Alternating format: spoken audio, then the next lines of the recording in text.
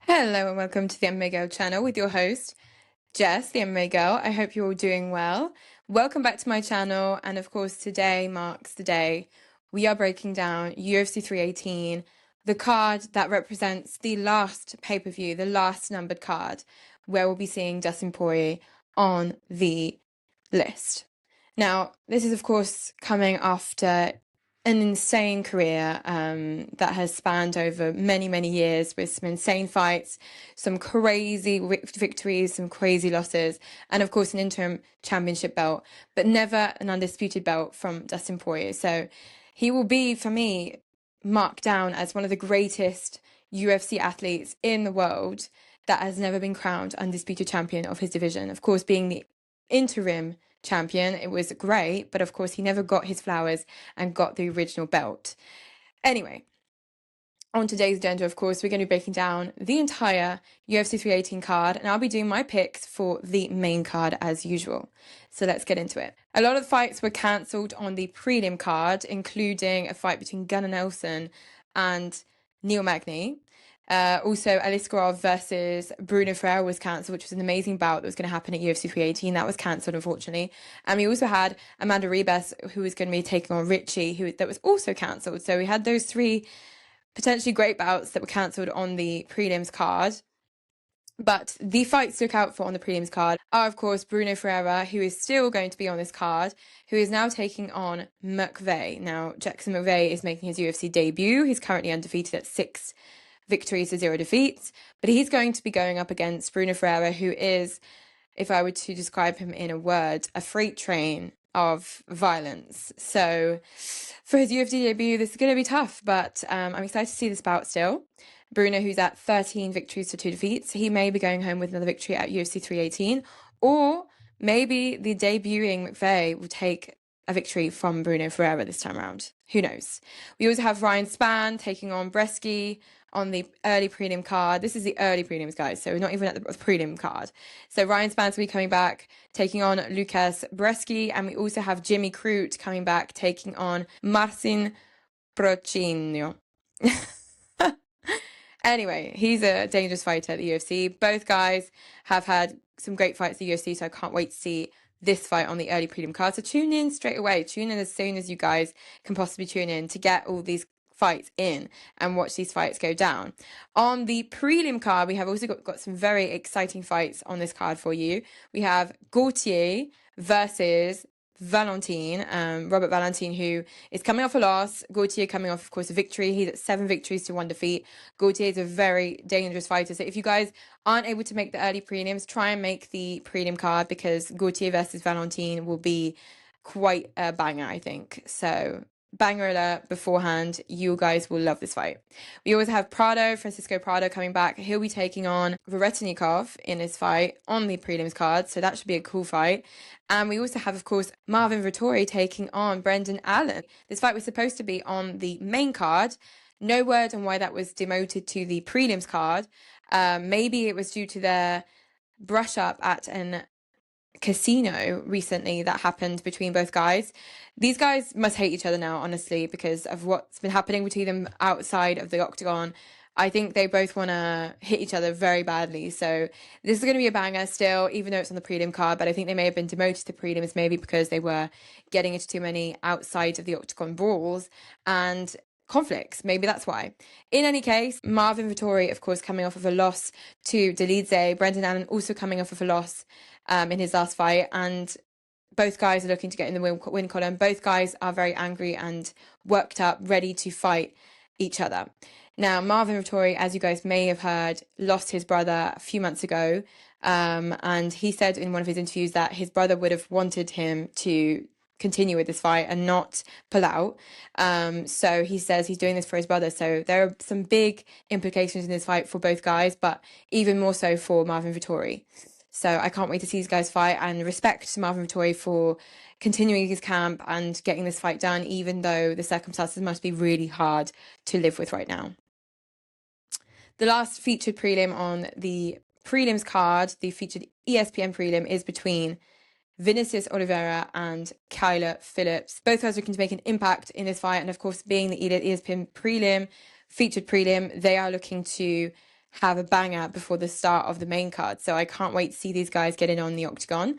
So now let's go on to the main card. So we have on the main card, to start off the main card, we have Michael Johnson, who will be taking on Daniel Zellhuber, who is, of course, the young buck looking to make his mark in the UFC since his debut, and very exciting fights he's been having at the UFC since he started. He's currently at 15 victories to 2 defeats, whereas Michael, of course, is at 24 victories to 19 defeats, 0 no contest. Michael, of course, at the back end of his career at 39 years old. Daniel at the start of his career at 26. I personally am going to pick Daniel Zellhuber to win this fight because he has the agility, the speed, the striking to knock out Michael Johnson, or at least take him to a decision. But I think Daniel will win this fight for sure in the late rounds of this fight. What do you guys think of this one? Next up, we have Dan Ige, who will be taking on former Bellator champion Patricio Pitbull. Of course, Patricio coming off of a loss in his UFC debut against Yair Rodriguez, looking to get back in the win column, of course, and get his first UFC victory over Dan Ige. And he said that he'll be knocking Dan Ige out. And if you guys remember Dan Ige's fights at the UFC, no one has managed to knock him out yet. So Patricio Pitbull wants to be the first person to knock Dan Ige out. Now, Dan Ige, of course, he's looking to make a statement in this fight. Dan 50K Ige, I think, will win this fight as well. I honestly don't see Patricio Pitbull being at the level of Dan Ige. Even on short notice at UFC 300, Dan Ige got to a decision with Diego Lopez, and Diego Lopez is one of the most dangerous featherweights currently on the roster, and yet Dan Ige did not get knocked out or submitted. So he's a hard cookie, a tough cookie, and Dan Ige, I don't think would be able to be beaten by a Patricio Pitbull, honestly. So I'm predicting for Dan Ige versus Patricio Pitbull, a victory for Dan Ige in the second or third round via stoppage. Next up, we have Kevin Holland. Kevin Holland will be taking on D-Rod, Daniel Rodriguez, at UFC 318, and this will be his fourth appearance in 2025 this year at the UFC, and we're only at halfway. Kevin Holland's coach said we're going to see an even better version of Kevin Holland this weekend against D-Rod, and I can't wait to see it. Fun fact, he'll be at 27 fights since August 2018. Can you believe that? That means 3.88, exactly 3.88 fights per year on average.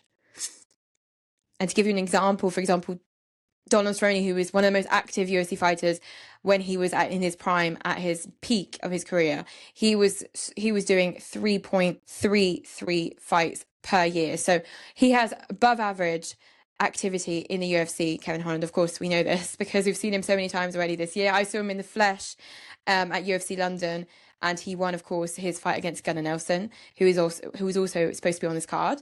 But one thing he said in his pre-fight interviews was that he really wants to get 7 fights in this year to beat the record of the total number of fights that have been done in 1 year by one fighter. And I think that's going to be crazy, but he'll be getting tired, and I think D-Rod has what it takes to beat Kevin Holland. A lot of people are saying Kevin Holland's activity levels will help him in this fight. I think that could go either way. They may be completely correct saying surely as he's active, he'll be more comfortable in the ring, more comfortable in the octagon. He'll have more speed. His speed may be, and agility may be superior to that of D-Rod, but I think that with the right striking and the right strikes in this fight, Daniel Rodriguez could KO Kevin Holland. And I think that will happen. So I think this fight will go to the third round. I think the stoppage will be late. If D-Rod does not KO Kevin Holland, I think that Kevin Holland will lose still to D-Rod via decision. But I think there'll be a late stoppage in this fight for D-Rod. Let's see how that goes. And for the co-main event, we have the return of the much anticipated Paulo Costa, of course, coming in after a long hiatus away from the UFC. He had a few fights cancelled and has pulled out of a few fights in his career. He's one of the more journeyman fighters who we'd love to see more, but unfortunately doesn't come around very often. He had 2 fights last year, one, of course, against Sean Strickland, which was the most boring, lazy fight you'd ever seen, which Sean Strickland won via decision, and he also got a decision loss against Robert Whittaker in 2024. So this year, his first fight in 2025 is this weekend at UFC 318, and it will be against none other than Roman Kopilov. This fight was brought forward and was supposed to happen at 319, but it was brought forward to 318. Of course, the new co-main event for UFC 319 has been announced, so this is the co-main event for UFC 318 officially. Kopilov is a very dangerous fighter. He has a record of 14 victories to 3 defeats, and Paulo Costa has a record of 14 victories to 4 defeats. So the matchmaking's been great in this fight. I think that Paulo Costa, if he brings the version of Paulo Costa that we saw against Yoel Romero or Israel Adesanya, that would be the version that could beat Roman Kopilov. But as people are saying, and I completely agree, he needs to take this more seriously. There have been a lot of times where you can literally get so frustrated with Paulo Costa because he doesn't take much of this seriously. He's very agitated. He's talking a lot this week about Chimaev when your focus should be on Kopilov. He's not looking past Kopilov, but he's not talking enough about him. Of course, he's had a few brush-ups with Chimaev on the internet, and they don't like each other. And I think he wants to foreshadow a fight with Chimaev, whether he wins the belt or not, next month. But I think for now he should focus on his opponent, because his opponent is not going to be easy. And I think, for me personally, Kopilov will win this fight via late stoppage or decision as well.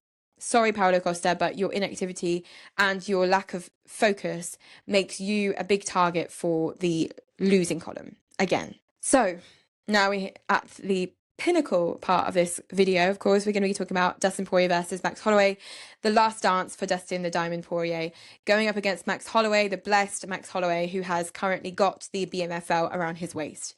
Now, this is a fight that has a lot of implications for both fighters. Of course, this is a trilogy. We've had 2 fights already from Dustin Poirier and Max Holloway. The first being Max Holloway's debut at the UFC, which Dustin Poirier stole from him, as Max would say, saying that he wants to get his own back on Dustin Poirier. They've, of course, got 2 fights under their belt. First fight, Dustin Poirier submitted Max Holloway, and the second fight went to a decision, with Dustin Poirier also being the winner of that fight. So I think both guys have evolved enormously since they last met in the octagon, and especially Max Holloway. And the Max Holloway at 155 isn't the same as Max Holloway at 145. And I think that the Max Holloway we saw against Justin Gaethje, that was a completely different Max Holloway than we see at featherweight. And even though he was KO'd by Ilia Topuria at featherweight, I think featherweight was no longer the best decision for him to make. He should no longer be in that division, because it's very difficult for him to make weight now. He feels better at lightweight. He feels very much more, he feels fuller, he feels stronger, and he feels more powerful. And I think that's the version of Max Holloway that we want to see on Saturday night against Dustin Poirier, and we will be seeing him, I think.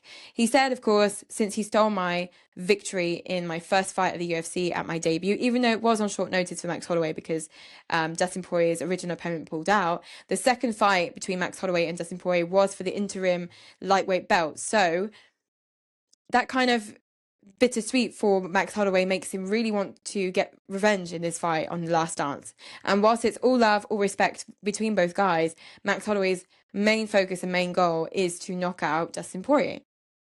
Dustin Poirier, on the other hand, of course, wants a great send-off in his last fight. I don't think the man is... It's not that he doesn't want to win, but I don't think he's saying, I have to win, it's my last fight, I have to win. I think he knows either way the respect and love that the fans for him have, especially being in a hometown at Louisiana.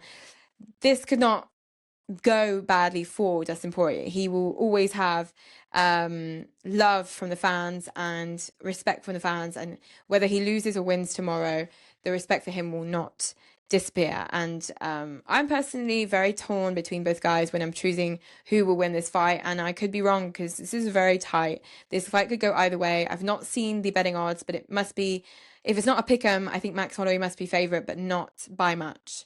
So if I were to say who I think will win this fight, I think personally Max Holloway will win this fight via late stoppage. Not as late, of course, as he did against Justin Gaethje, but I think this fight will go to the 3rd, 4th or 5th round, and we'll get a stoppage from Max Holloway on just Dustin Poirier during his last appearance in the octagon.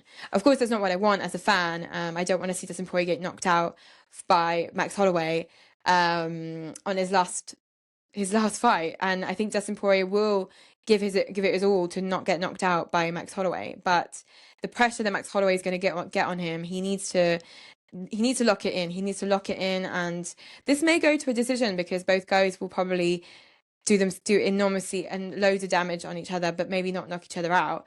But I think that Max Holloway has what it takes to knock out Dustin Poirier, and we've seen Dustin Poirier get knocked out in the past, so it's not impossible. But that being said, this is not going to be an easy road for either ones. Max Holloway won't get an easy ride in because he's going up against a tough diamond in Dustin Poirier. So that's why I say this fight will not finish in the first or second round. This will go the distance, but I think Max will get the win via late stoppage or decision also. What do you guys think of UFC 318? Did you like the card? Do you like the fights that are on this card? Is it stacked enough for you guys? And what do you think of the main event? Will Dustin Poirier walk away with the BMF belt and retire not only himself, but the belt as well, with victory against Max Holloway? Or do you believe Max Holloway will unfortunately take Dustin Poirier's last appearance in the octagon away from him and come away with the victory over the diamond? Let me know in the comments down below. Like, comment, subscribe as usual. Thank you very much for tuning into my channel, and we'll see each other next week for a breakdown of UFC 318 and, of course, all the new fights that are going to be coming up in the next few weeks. Bye!